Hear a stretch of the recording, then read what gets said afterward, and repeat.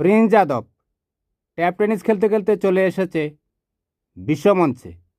এই tap tennis খেলার জন্য বাবার কত পিটুনি হজম করতে হয়েছে। 17 বছরের আগে বল হাতে ধরা হয়নি, অথচ খেলার প্রতি ছিল এক নেশা। লুকিয়ে লুকিয়ে খেলতো।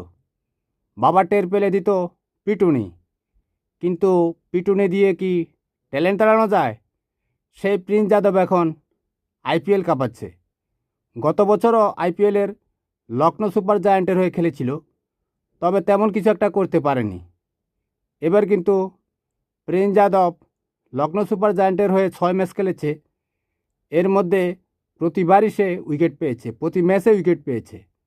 11 বার ব্যাটসম্যানদেরকে প্যাভিলিয়নের পথে রওনা করিয়েছে, জানিয়েছে ভারতের সংবাদ মাধ্যম Times of India. Railway police ছিল বাবা।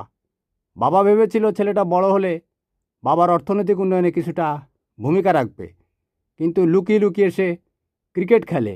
খেলতে হলে এমনভাবে খেলতে হবে যাতে বিশ্ব জয় করা সম্ভব। প্রিন্স যাদব কিন্তু সেটাই করে দেখিয়েছে। আল্লাহ হাফেজ, ভালো থাকবেন।